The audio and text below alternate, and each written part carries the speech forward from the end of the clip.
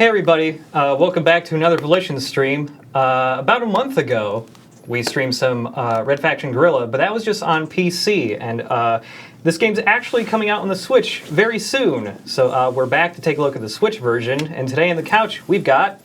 My name is Matt Boynton. I'm a principal designer at Volition, and I was the world design coordinator on Red Faction Guerrilla. I'm Jeff Hanna. I'm a principal technical artist at Volition, and I was the technical art director on Red Faction Guerrilla. And we got, over in the control room, we got Mike. Hey, Mike. Hey guys, Mike Watson here, Senior Community Developer for Volition. Just a quick note about the stream is that Volition was not involved with the Switch port of the game. That was done by Kaiko Studios, but we are supporting it with the stream and talking about some dev stories about the original creation of it. And we'll be showing off a lot of the Switch features today. And I'm going to turn you back over to Josh. Thanks, Mike. So yeah, this is the Re-Mars-tered version of the game. This came out in PC before. We did the previous RFG stream just for its 10th anniversary like a month or so ago. And several of those people were shocked to see some of the features that are in the game, because I don't know if you know, they didn't, that several things have kind of been added to the game in Re-Mars-tered, specifically like the multiplayer backpacks are in single player now. Oh, nice. Yeah, and this wasn't even for this version. I think it was like patched with like the GOG version several years ago. But the in multiplayer, online multiplayer, like the destruction was far more limited, and that like they put the full destruction in multiplayer. Wow. Yeah. But yeah, I figure we might as well just like get right into this game. You said you wanted to play a little bit, right? I'll play a little bit. All right, cool. So yeah, if we'll switch over here to the game. Start from the beginning or start from where we are? You can just start from where you are. I played a little bit so that we have some stuff to mess around with and not just the hammer and the assault rifle. Right. Get the fun toys. Yeah, this is actually we're starting off basically the same spot we did in the 10th anniversary thing, just because I felt like it would be for people who go back and look at the other stream, it's a decent comparison, I think, between the PC version and the Switch version. There are a couple differences in the Switch version. There's two different performance modes in the Switch version. There's a high performance mode and a resolution mode, and we're currently in high performance. So this is prioritizing more frame rate and stuff like that, and sacrificing some graphical effects and stuff like that. But I mean, I've had to play this a decent amount, just to get back up here and test everything, and like, to be honest, this seems to be running pretty good for me. Like, it's, for some reason, just because the Switch is like... Time to go mining. Oh, yeah. Yeah. Just because the Switch is like handheld, you always think like, oh, like an open world title isn't going to work on that, and it does. It's like, oh wait, the Switch is like came out in 2016 or whatever. Right. But... Yeah, I mean, we're dealing with a game that was targeted on 10-year-old hardware at this point, so I'm not surprised. For everyone who's just not... if you haven't seen Red Faction Guerrilla before, it's a sad story about Alec Mason, layabout know nothing, who is at the end of his rope on Earth, and his brother gives him a job on Mars, and Alec pays him back by getting him killed in about the first 5 minutes. And then to add insult to injury, Alec steals his girlfriend. I mean, it's really kind of a sad Mario story with a bunch of side quests involving smacking things. And terrorism. Anger management via sledgehammer. Yes. Yeah. Yes. I've run into... You have remodeling, we have demodeling. Yes. The fun part about this game was the destruction. Like, it was so hard to get this done. We were just talking before the stream started about all the things that we could see in the high-performance version, what's there and what's not there, and we started talking about the things we had to give up for this game, and I brought up the fact that there is, in fact, one light source. The one light source that makes the shadows in this game. And that's it. And back then, you would have 8, 16, maybe 24 light sources. We got one, and that was it. Because anything more than one, in the game just didn't run even at 30 frames a second, which is what we were targeting. So we had to do a lot of tricks, and we couldn't bake shadows, because you can't bake shadows on things that explode and fly by your face. Stop picking on people.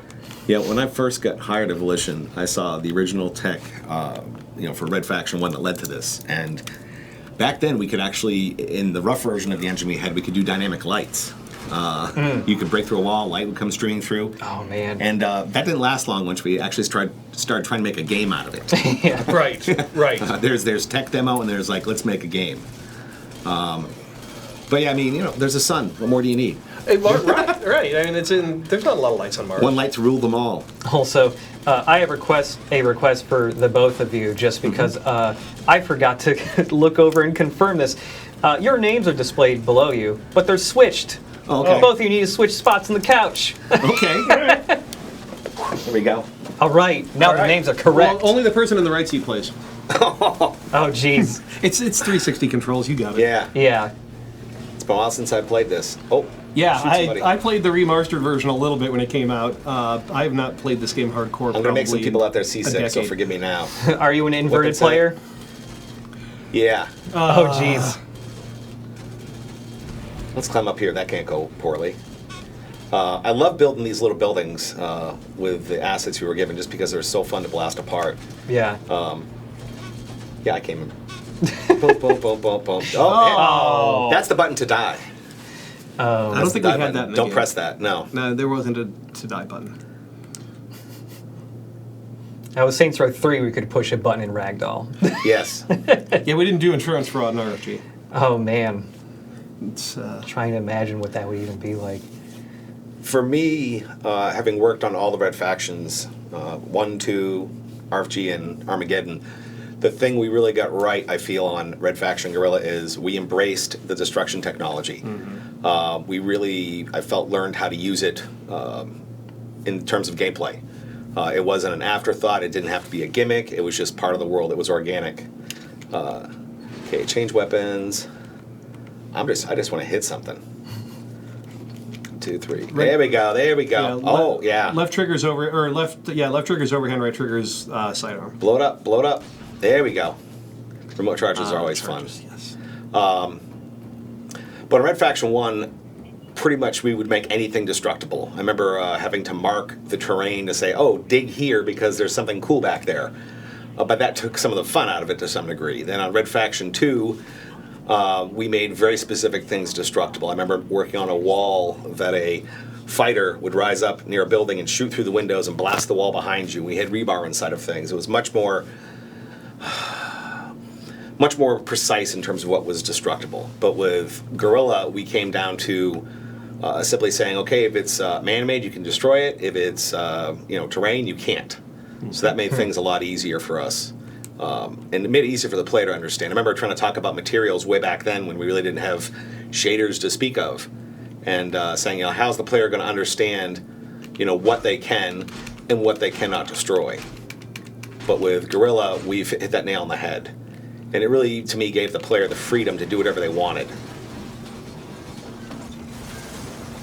I think that was the big thing is, you could, as a level designer, I could lay out an area with a specific gameplay in mind. And some players would follow that route. But at the same time, they could make their own path and circumvent certain things, at least in terms of choosing to outflank the enemy and things like that. Oh, there we go. Now we're going to have fun. Well, yeah, there we go. That was good. That was excellent. Nice. Excellent. Come back. Uh, There's no AAA on Mars. Yeah. If you give me the control, I can take us Yes. to a mission that we've actually several missions to kind of show off how this runs on the Switch a bit. Another thing I should mention real quick that's been added is I have it off at the moment, but if we go over to controls, they've added gyro controls. Oh, wow. Oh, really? Yeah, with they let you change the sensitivity and turn it on and off separately for third-person vehicles and in turrets, so you can have them on or off for any combination of those.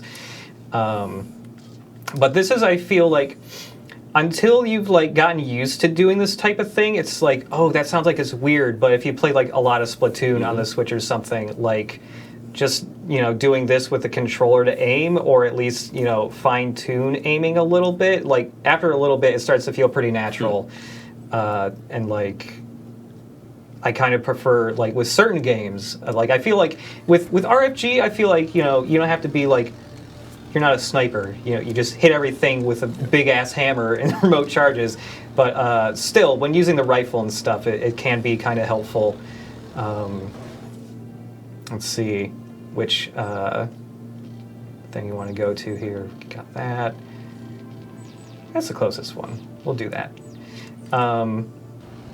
So yeah, when you two were working on this game, like you talked about that there were some big sacrifices that had to get made, like with the lighting and stuff, just to get this thing to run. Were there any other like really big cuts that had to be made?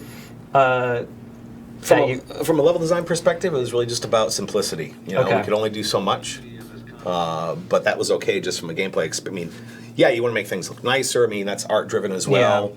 But at the same time, these things actually all serve a purpose, in terms of the gameplay experience. Right. So for me, that was, in the end, that was a willing exchange.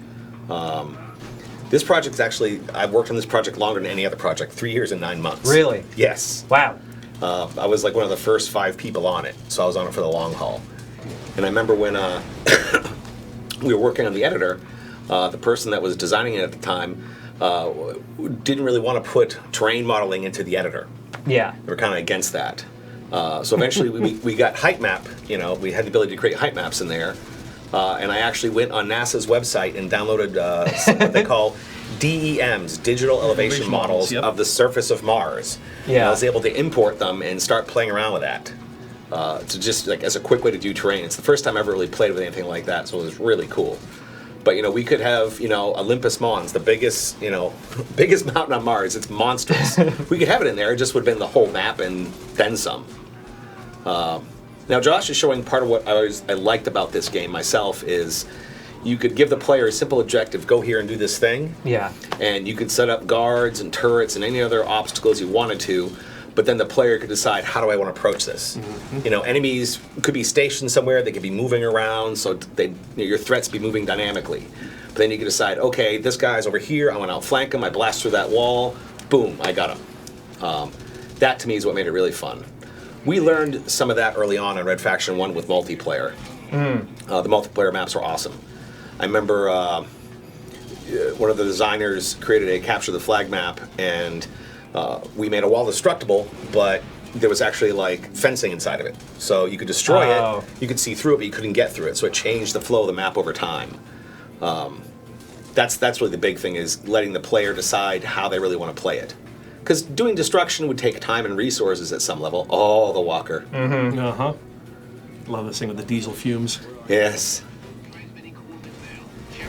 On the art and tech side, it wasn't that we gave up a lot. I mean, giving up all but one light source was pretty big. Yeah. Was that like the biggest sacrifice you had to make? It was the biggest sacrifice we knew about at the outset. The rest of it, and I got on the project 18 months, 2 years before it shipped. Yeah. Joined Volition within about 3 weeks. I've moved from being a technical artist to the tech art director on this. And they're like, make the destruction look good and make it so we can actually get the destruction made. Kind of an open-ended mandate. Yeah. And what it was really was we wanted to hit 30 frames a second, and we wanted to make sure that it was going to run on the PS3 and the 360. But we also didn't want to back off so far on anything that there was any performance left over. I'm actually somewhat surprised that an average Xbox 360 or PS3 didn't burst into flames playing this game. Because you come in one day and you'd be completely CPU bound, and the GPU would have a ton of free cycles. And you're like, okay, well, let's add some more shader complexity, or let's add this or that. And the next day you'd come in and the GPU would be completely overloaded, and the CPU would have a ton of stuff available to do. And all project long, it was just back and forth on this stuff, because we wanted to make sure that we were getting as close to the bleeding edge on performance on everything we could every step of the way. Yeah. Because that was the only way we were going to make everything work, because destruction was a complete unknown. And a lot of the destruction engine work continued on almost till the day the game shipped. And we wanted to do this, we wanted to do that, and you try new things. Like you go up to a concrete wall with a hammer and you hit it, and the first thing that happens is all of the blocks that you've hit sort of shift a little bit and turn. That was a very simple thing to do, but that came in very late. We just hadn't thought to do it. But just adding a little bit of random rotation to all the pieces sells the effect so much more. I mean, I'm spending all my time writing tools so that the artists don't have to model each individual block, that they can just make a wall and it's going to break it apart and add Shardifying, right? The shardifying, add all the interior details. I did the concrete and the rebar. Another technical artist did the carbon fiber, and there's like 5 different destructible materials in here, and they were hard. And we were trying to do some things with shaders that hadn't been done before, and it was very near the end of development that we determined that I think it was the 360's shader pipeline was far better at raw math. And the PS3 shader pipeline was better at image lookups, or vice versa. I forget which was which. And the shaders that we were using to add a lot of detail in were very math heavy on these equations. And so they were running really well on one platform, and they really weren't running that well on the other platform. And so we took the step of actually running the algorithms that we had in the shaders for some of these lookup tables and plotting them out as textures with like graphs on them and gradients and various other things, and set it up so that the one platform would look up the answer from looking at the image in the shader pipeline, and the other platform would actually run the math to come up with the answer, and that actually equalized performance. And so it was all sorts of little different platform tricks that we had to do to make sure that we could get this thing to run. And it was... I don't want to say it was a fight, like a negative thing. It was, you really had to push your skills to the limit every day of the job to keep this thing right where we want it in terms of performance and visuals. And it was a super great feeling when it was done and it turned out like this. Yeah. And you're talking about like multiplayer and weapons, and you're mentioning the hammer and the gun. The video that I saw shortly after the game shipped, one of the missions is you have to take out a big bridge. Yep. And the video was this guy was playing, and he had the rocket launcher, and he's just standing. You got to blow the bridge up before an EDF convoy gets there, and he's just standing by the bridge. And he's just standing there, and you can see the EDF convoy coming the other way, and just as they're about to get to the bridge, an EDF flyer goes over. This guy takes the rocket launcher and practically from his hip, lobs a rocket at the EDF flyer, hits it, and the flyer spirals out of control, takes the bridge out just as the first truck gets to it, and the whole convoy, the whole bridge just collapses underneath him. And that was the players that played the game like that, I bet, got the most enjoyment. It was that out of this. Goldbergian aspect. Yeah. You're fighting for the freedom of your people as you don't have the military-industrial complex, so you're making use of everything you have around you. Yep. And the players that got into that, it's such an experience. That were a Guerrilla. Yeah. You talk about the technical art aspects you had to deal with on the world design side. I remember having to get reports all the time of, like, literally, like, I think it came down to they were Excel driven or text file driven of memory usage in the game. Like, somebody checked something in, blew the memory. Where was it? What is it? Who did it? So you can undo it. It's like a big game like this that's so open. Things become very fragile in some cases because you can take a lamppost or a sign on the side of the road and. You make some material change or you increase, the poly count, and suddenly it doubles in memory size, and that thing's all over the world, and now suddenly the whole world's broken. We've got better tools now for avoiding that, but back then we just basically had to use, an abacus and our fingers to make sure that it all worked. Oh, But jeez. a lot of the tools that we have now, and I mean, we had the memory report system you refer to, that happens automatically on every check-in now. Oh, yeah. A lot of the stuff that we have here to develop open world games now came as a result of some of the prototypical tools that we were writing to get this game out the door. Back on Red Faction Guerrilla, we called them default options, DOPT-X's, or whatever they were called. But DOPT-X's. the people that work with Unreal and Unity now know them as prefabs and blueprints. And we have a prefab system, and it is a technological descendant of the things that we did, because we weren't going to get this game out the door if we weren't able to instance objects and then layer modifications on top of placed instances. And so that entire concept for us came out of this game. Memory reports came out of this game. Nightly recrunches of the entire game with a bunch of verification checks to make sure that the build didn't break. A lot of all that stuff that we take for granted now here at Volition, and a lot of other studios have put into their development pipelines, we were really discovering the hard way on this game. And so there were a lot of benefits, not only for getting the game out the door, but for the things that we still do here a decade later because of this. It's a great game. I remember having to work with programmers to deal with the nav mesh part of it in terms of like just getting nav mesh to work on things that could be destroyed. Oh, yeah. Like, so the nav mesh itself, which is basically just another a layer of data on top of the entire world. It lets the AI know where they can and cannot go. We had to basically set it up so when you destroyed something that the AI could walk on, they couldn't walk on it anymore. Yep. Otherwise, they'd be doing a Wile E. Coyote off of every bridge and everything they'd run across. One of the things that really kicked in for me on this game is when we internally came up with the concept of targets. I don't remember, we ended up calling them in the game. I think they were just like destruction targets, but the idea is the first one was, I can see it in my head what it looks like. I don't remember where it is in the world, but there's an EDF executive staying in this building up on a little hill, and he's being guarded by some EDF soldiers. There's a turret at the end of the road and a bunker. There's a couple smaller buildings off to your left, and you could not get to him just by driving up to it. We had it blocked off. So basically at that point I had guards walking around patrolling, and it was just a question of, how do you want to get this guy out? Like, can you get to the turret, not destroy it, use it to your advantage? Do you want to just blast through this building, use it as cover to outflank them? We placed some restrictions on there so the player couldn't just, blow by things, because that wouldn't be any fun. But just the idea of putting the pieces in place and let the systems play together is what made it a lot of fun to me. That gave it that emerging gameplay. Yep. Like Jeff was talking about, where the player shot down the EDF flyer. Yeah. Also, does anyone else want to play this part? You want to do a little bit here? One other big thing, now that my memory's being jogged, that we were absolutely not allowed to have in this game until we were, was reflection maps. Yeah. We were not allowed to have reflection maps. It just wasn't going to work, and that was fine because there's really not a lot of reflective surfaces out here. But then late in development, we decided we were going to do the EOS sector. Mm-hmm. And the architecture in EOS is all chrome and glass, and it was not going to work without reflection maps. And we had gotten that far, and the tech art team, we hadn't bothered to write a tool to make cubic reflection map images because we didn't need it. And now suddenly we needed it. And if you play EOS, you'll see some really nice reflection maps that are very indicative of the zone around the object you're looking at. I had to fly around the game in God mode, essentially, and then find a good spot, and then run a bunch of commands in the console to rotate the camera 90 degrees in 6 different directions, take a bunch of screenshots, and then go into Photoshop and crop them together into a cubic reflection map at the right size and the right resolution. And I think there's like a dozen different reflection maps in that zone. And once we were told we could do it, we went a little overboard with it.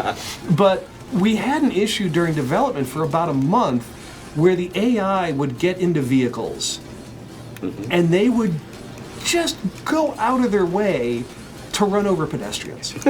It's just one of those. It's just one of those things that happens in open world development, right? And they'd hop in a truck, and there'd be a bunch of pedestrians walking around, and the truck would swerve out of the way and would just mow them over, and then go on about its merry way. And this was happening a lot. And so I'm in God mode, looking down on the world in EOS one morning, trying to find a good spot to get more reflection maps, and I'm following a road, and there's a bunch of peds walking along the road, and a pickup truck goes by them. Actually swerves out of their way and goes by them, and I have just enough time to think, oh, we must have fixed the run over bug. And then the reverse lights come on in the pickup truck, and it backs up and runs over them all. And then the reverse lights go off. Oh, no. And the truck just goes on its merry way. And I'm like, nope, didn't fix it. Knew I forgot something. But we made it better. Man.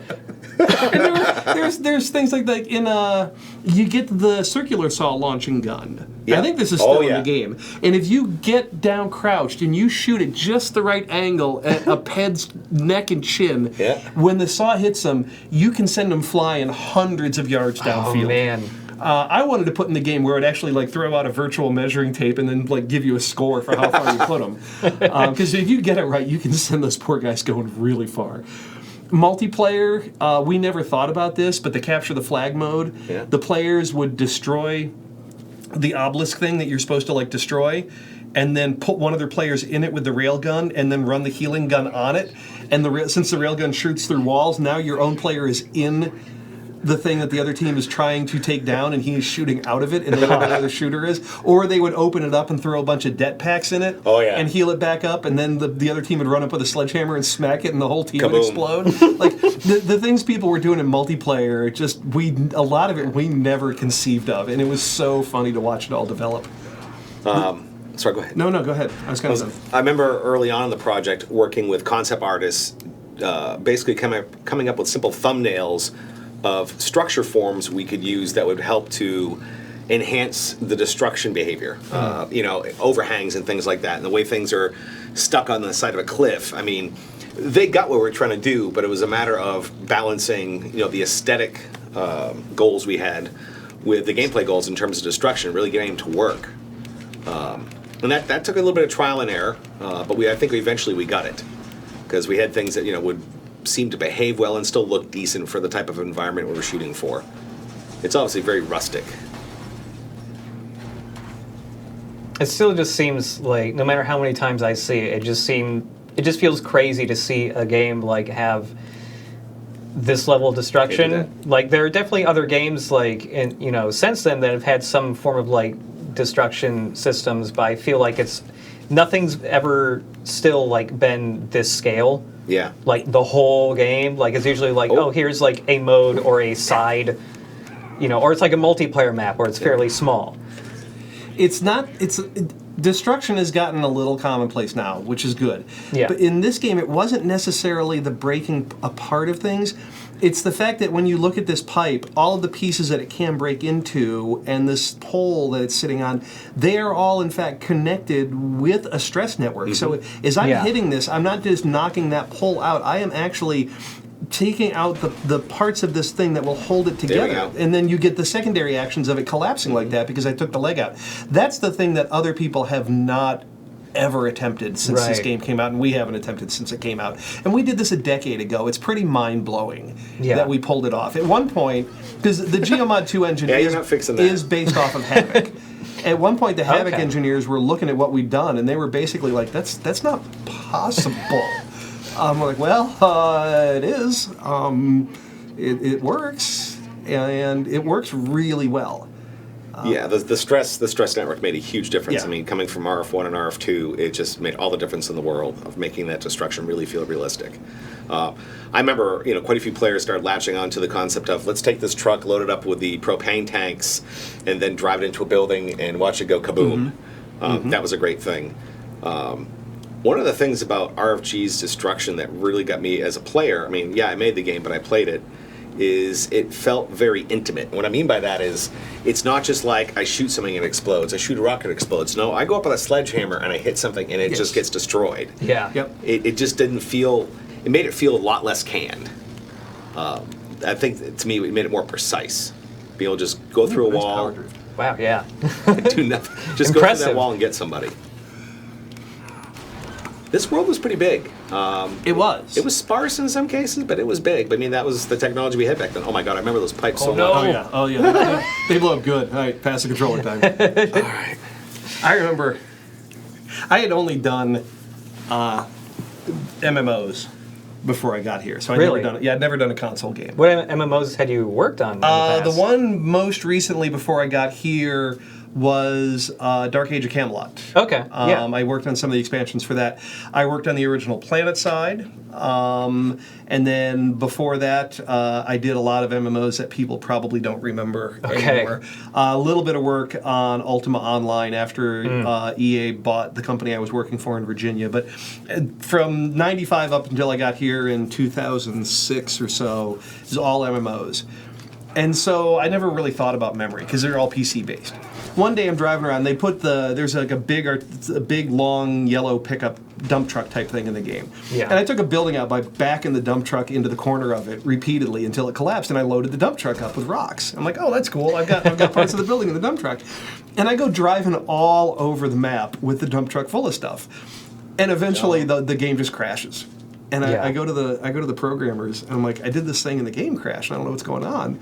And I'm describing it and the programmer in front of Open World, in charge of Open World, goes, "Oh, I guess we need to turn streaming off on objects that cross through zone boundaries." He's like, "You can't do that. You took one part of that what building." Have you done? He's like, "You took one part of that building out of the zone it lived in, all the way across the map into three other zones, and that other zone is still completely loaded because you have that one piece in the back of your truck, and so we're not going to make it go away." He goes, "You just ran out of memory," is what happened. And so we had to factor in that pieces would fade out if you took them out of their zone, and they do all decay after time anyways. But it was kind of funny. He's like, don't do that. All right, my turn. Don't do that. Leave the pieces where they belong. Yeah. So I thought it was just right. Oh no, it is there. It's just barely obscured. My real chunk? Yeah. So the heavy. promotional picture we had for the stream this week. Oh, my chunk. You got to put a face on it like Wilson. No. Yeah, you were holding that big chunk in the promo picture. Yes. So why do you have this big chunk? I have this big chunk. The programmer that wrote the destruction system gave this to me one day. So I was all in charge of making art tool so that the artist didn't have to worry about making all of this detail. Yeah. They could just make a wall and then run a tool, and like that cement wall right in front of you. The tool would add in all of the interior detail, all of the cracks and nooks and crannies. And I had just gotten done adding the rebar. I mean, now we would call that procedural content generation. Back then it was, we have to do this. And during development, there was a lot of back and forth with what size should a chunk be for memory footprint, for CPU utilization, for GPU utilization, and for gameplay. We tried big chunks, we tried chunks as small as individual bricks, and it sort of honed in to where an optimal size chunk is about a ½ meter cubed. Mm-hmm. And during the development of Red Faction Guerrilla, they were excavating across the street from Volition, tearing down a bunch of old buildings to put up a new high-rise. And they had a big articulated bucket loader, and they were tearing this building down, and they got done for the day. And we all came in the next morning, and the bucket loader was on its side, half missing, because they had parked it on top of a basement. Mm-hmm. And the basement floor, the basement ceiling, the floor, the first floor, I don't think they knew the basement was there, and it collapsed overnight, and the bucket loader fell in. And so now there's just all sorts of stuff all over the place out there. And the programmer and some other guys walked by at lunch that day to go get sushi, and on the way back, the programmer saw this and realized that this is a physical representation of a Red Faction Guerrilla chunk. This is almost exactly a ½ meter on a side, and he knew that I was all into concrete and rebar because I was what I was doing, so he carried this back and put it on my desk, and I've had this for a decade now, and it's like one of my most favorite game memorabilia things because this is what I made. Mm-hmm. We had a really weird spate of destruction-related stuff that happened around this building during the development of that game. Because after they excavated all of that and they started building this new high-rise, right across the street from that was this older building that this guy was renovating, and there was a gas leak one night. Oh, jeez. And, well, I guess it was more early in the morning. Yep. I was coming in about 5:30 in the morning and putting in about 10-hour days at that time. And I'm driving to work one morning. It was in the fall because it was already dark out. It was still dark out at 5:30, and like police and other cones and stuff are directing me all around downtown to get to the parking lot. And I'm not thinking about this. And I get upstairs and I start a pot of coffee and I sit at my desk, which was right by the window that was looking out on this street where this stuff was going on. And that's when I realized that there's this building shooting 50-foot flames up in the air. Oh God! And I'm like, oh, that's why I got directed all over town. And the fire baked half of the south wall of the high-rise that was going up. It melted all of the ceiling of the street lamp globes. It took out all the awnings on our building and in front of the building south of us. Holy crap. And there were firemen putting that blaze out. There were firemen on the roof of this building and all the buildings around just constantly spraying them down because the cinders falling off of this thing could have taken out most of downtown. And I'm oblivious to the whole thing. Just at work at 5:30, just like I got to get the destruction made. It's a little warm in here, isn't it? Yeah, it's a little orange out. Yes. All of the windows on the south side of this building cracked. Yeah. And they were held together by strips of duct tape Yep. for almost 9 months until the insurance companies got everything straightened out. It was like we were all working out of a prison because there's just these gray stripes across all the windows. It was a mess. It was a mess for a long time. And it took out the south wall of the high-rise that was being built, the one that where the excavator built in. I had heard at one point that over 17 insurance companies were involved with trying to pay out to take the entire facade off of that south wall and rebuild it. Wow. Because it had baked out the building wrap underneath it. The heat had destroyed all of that, so the building wasn't going to get certified. Oh yeah, it was weird. Man. So yeah, I got my chunk. And I keep it on a shelf proudly by my desk. Yes. So since it's like a little more than halfway through the stream here, we're actually going to be switching from high performance mode to high quality. Oh, okay. Just for people to see the difference for that. Also, like when you were holding that chunk for the promo picture, we should also mention it just happened. It was just a nice coincidence that like in the background, like the wall behind you is getting all torn up, and that's because there's a lot of construction happening on this floor right now. And so it was just like, I wasn't even thinking of that. I'm so glad one of you suggested just like, oh, we should be by the wall that's getting torn down in the kitchen.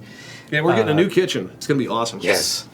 And there's that new bagel toaster thing. I haven't tried I don't it know, out man. yet. Don has put a lot of rules on the bagel toaster. I did see that there were some rules, but And there's no Wi-Fi. What IT guy buys a toaster without Wi-Fi? it's true. There's no toaster with Wi-Fi. I want my phone to tell me my toast is ready. Well, see, I got hung up on where he said, act responsibly, don't do something that will burn the building down.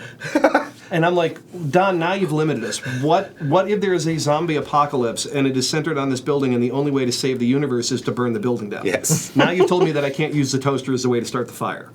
And I feel I've been limited in my options. Yeah, I got water in this book. Let's put it through the toaster oven. I want to say, well, I think we need a how-to video on how to use the toaster, and I think we need to send a GoPro through. Yes. Yes, exactly. See it from the inside. We have a question from Neolithic J in the chat asking, one question is, why do you still hold your hammer when you're dead in the game? It's just, I mean... You will take that hammer, you will have to pry it from my cold dead hands. Yeah. Yes. I mean, with the amount of, like, if you look at this game, like, there are, like, you know, other people who are, like, mining from, like, you know, the big rocks, and, like, you smack those rocks, like, with one strike, and, like, you demolish it, while they're, like, spending, you know, hours, like, drilling away at it. I think he just has such a powerful grip that it just... Arthritis. Just Yeah. Like, he can't let go of the hammer anymore. It's part of him. End of the day, he's just like this. Well, Yeah. Easy to ride my motorcycle. Yes. he is the most recent immigrant from Earth, and so he probably still has Earth-level strength. That's Yeah, he has true, Earth yeah. muscles, Lower right. gravity He has on atrophy. Mars, yeah. He hasn't acclimated yet. Plus, he's just full of rage because he got his brother killed about 10 minutes after Yes. landing on Mars. Be that too. You know, Actually, let's go to something a little closer. Man, this world was huge. It was- I mean, yeah, look, zooming out on this map, it's real big. It's very foggy on Mars. Yeah, like, I mean, up to this point in the game, like, I didn't just do the missions. I did a decent amount of side stuff and, you know, getting some extra salvage so that we had the rocket launcher and the arc welder and stuff for the stream. And that was, like, you know, I don't know, 3 hours I was maybe? going to say, that's a couple hours of work. Yeah. Yeah, despite playing this game, you know, maybe not all the way to completion multiple times, but definitely like starting this game over a couple times just every couple of years, just for a little bit. It's like the core loop of just blowing stuff up and gaining salvage, just getting more stuff, like, doesn't really get tiring for me. Like, No, because you can hit the same building 5 different times, yeah. and you're going to get a slightly different result each time. Like, the replayability is kind of built in with the non-deterministic nature of the destruction system. Yeah, and that's where like modes like Wrecking Crew come from. I mean, we've Right. done that, and we did it in Red Faction Guerrilla, Red Faction Armageddon. We came up with gameplay modes just centered around things we learned from playing with destruction. Yeah. Because in and of itself, it was fun. I loved Wrecking Crew. Red Faction Guerrilla was one of the first.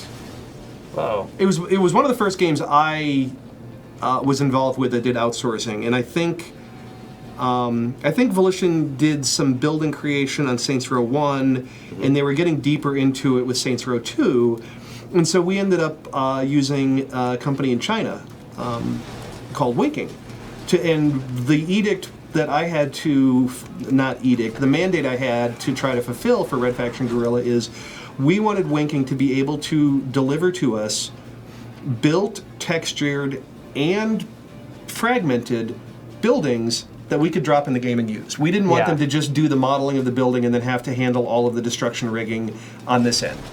And so I was going over to Shanghai about once every year to do tech checks and see how things are going. Went over the first time, got it all set up. An environment artist and I went over and was showing him how to do everything. And then went back 9 months, maybe a year later, maybe a little less than that. And we walk in the same room and it's all the same artist, but they're all around an Xbox 360. And you have to remember that consoles weren't really allowed in China at Right, this time. yeah. And so development houses had them, and so they were kind of special things. They're all centered around, they're all like playing, which is weird because you always see them working. They were all standing around an Xbox 360 and they had a whiteboard.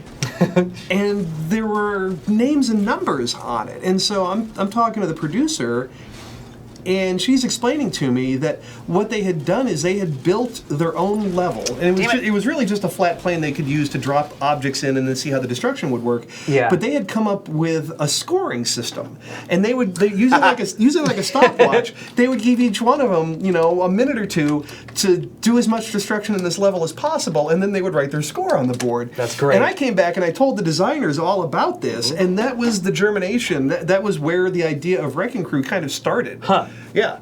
And it's such a great couch co-op game. It's sort of like Burnout Paradise, but with hammers and explosives. We have Matrix Vinci in the chat saying, we need glamour shots of the official Volition chunk.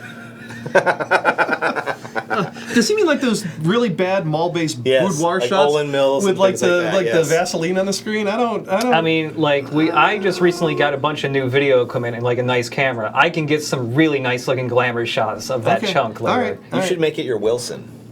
We're not painting a face on the chunk. Call it Arnold. No. The chunk is the chunk. I have my little model walker, and it stands on the chunk. Ah, nice, Yeah. nice. We got those messenger bags. Mm-hmm. I gave mine to one of my friend's sons who was a big fan of the game.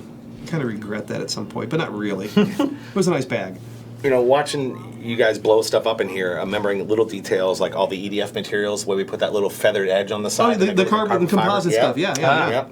That was tough. That was Nate Turner. He's a tech artist. He still works here. He worked on that. That was probably harder than concrete because of the way everything had to be layered really close and not Z-fight with itself.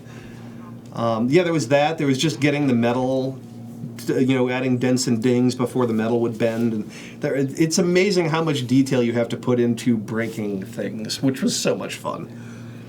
I think working on this game really helped Volition better understand open world as a whole because of the level of freedom we gave the player. I mean, obviously our Saints Row games give you a lot of freedom, in terms of character customization, what do you do when you want to do it, things like that, but really letting the player control where they can go in the environment made a huge difference, in terms of just our design mentality, understanding that, if you really can't constrain the player, don't try to do it at all. Right. Subsequent RFG games, we didn't always have that mentality, but on this one, we really just nailed it completely. It's a tricky thing, letting go of that control and giving it to the player, but Yeah. it's much easier. We were looking at the editor code base for this, even... That looks like Illinois. It does. Wind farms. Yeah. As I understand it, we were looking at the editor code base for this even within the past year because we were wanting to add that level of terrain generation into our current editor. Mm-hmm. And we were wondering if we could pull the code out of... The editor for Red Faction was called Chloe. I forget what the acronym was. But we were wondering if we I had it named after my cat. That's why I brought it up.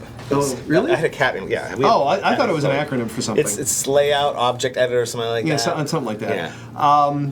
But we went a different path. We actually tied our editor in with a commercial product called Houdini and are using the terrain tools in there. But we took a serious look at it because we're like, you know what? We've got the tech, and a lot of our code base generates and comes from Saints Row and this and everything moving down, so we probably could have implemented it. Yeah. The only thing aesthetically that sticks out to me is the lack of blend on the actual rock meshes we have in the world. It's the only thing that sticks out. Everything else looks really good. Yeah, couldn't do that. No, back then that was just too tough to do. We're not gonna do that and have destruction. No, I mean I gave a whole GDC talk with the programmer who wrote the destruction engine, and it was all centered on you can do this, but if you do, here are the things you have to throw away. Here are the things you can't consider. It was a good talk. It was fun letting the industry know. And then that year at GDC, this game was nominated in the category in the Game Developer Choice Awards for Best New Technology, and we lost out to Uncharted 2. Ah. Which still boggles my mind to this day. I'm like, what did they do? A better eye shader? Good old Dust. Good old Dust. Damn it, he escaped. Oh no. I'm really boning up the gameplay in this stream. Well, it's a planet. He can't go far. It's true. I'll find him again. I can only imagine what we could do making a game like this today in terms of density. Oh. We could probably have 2 light sources. Probably 2. Only one Shadowcaster, though.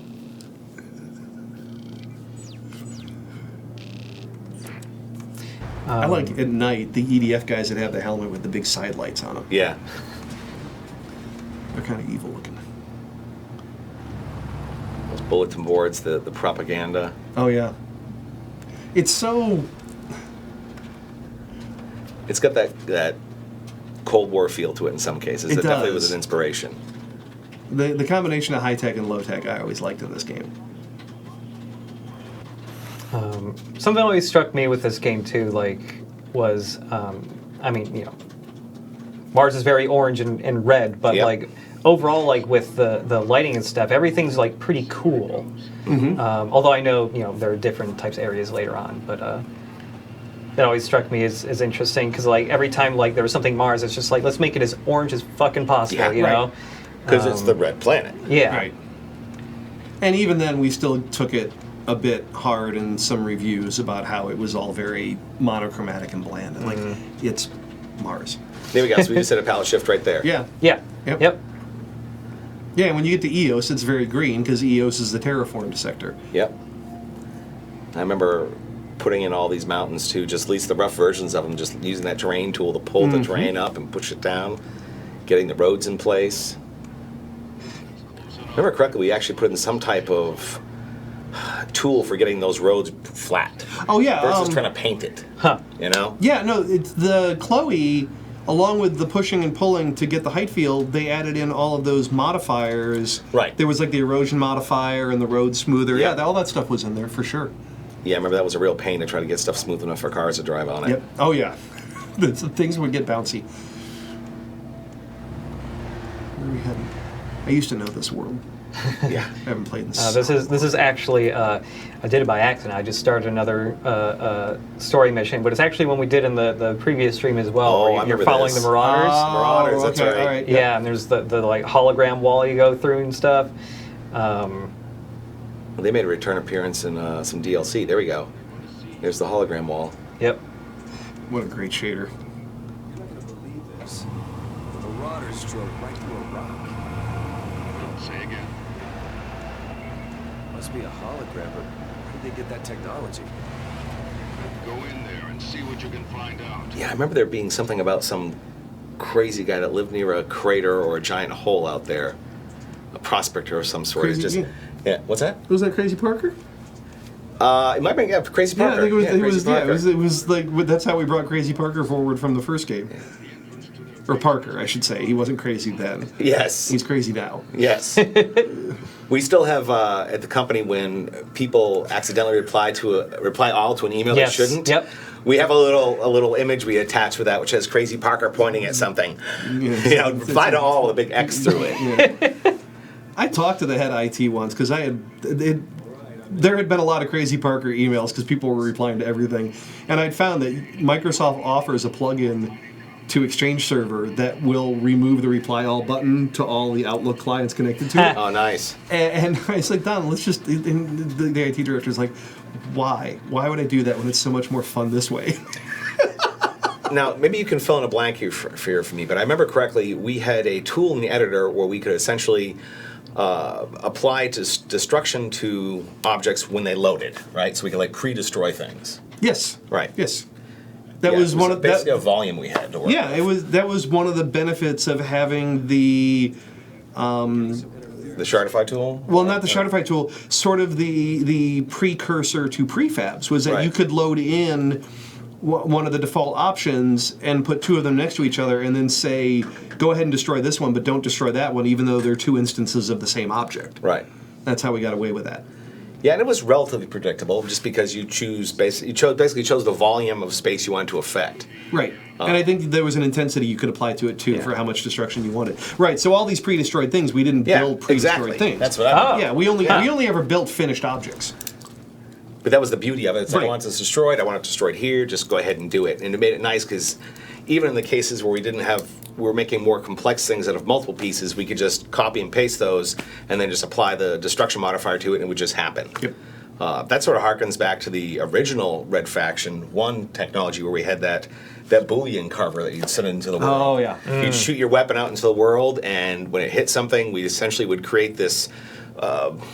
I forget exactly what type of geometry it was. It was a sphere, a multi-sided sphere, and Dodecahedron. a dodecahedron, and that would basically just carve out a hole in the world There's your geometry in real lesson time. for the day. Yes, dodecahedron. This was a lot more predictable. It was nicer, just in Right. terms of behavior and controlling counts and things like that. But Yeah. But we used a very similar technology to that in the Rhino backpack in multiplayer. I kept arguing. I guess no one ever takes me seriously. That we should have worked with the Kool-Aid people and had the carver be the shape of the Kool-Aid guy. Yeah. And when you activated Rhino, you should have said, "Oh yeah," before you busted through the wall. It would have been good product placement. Yeah, on the last stream, we actually had that backpack. We're using it in this mission. Oh yeah. Yeah. I can't even fathom using backpacks in single player. That would make things pretty fun. It's pretty great. I'm gonna have to try that. Like, it's pretty fun, especially that one. Any mission where there's like a decent amount of walls to go through, like. I always like taking what was the Ripper? Is that the name of the gun that has the saw blade? yes, I always in multiplayer like getting the Ripper and the jetpack backpack because the game actually had a very Tribes feel once Oh, you yeah. did that. And I think we even tuned it. It felt very Tribes like in Control when you were doing that. I'm gonna have to play the Re-Mars-tered version and put the backpacks on. Yeah. It's so good.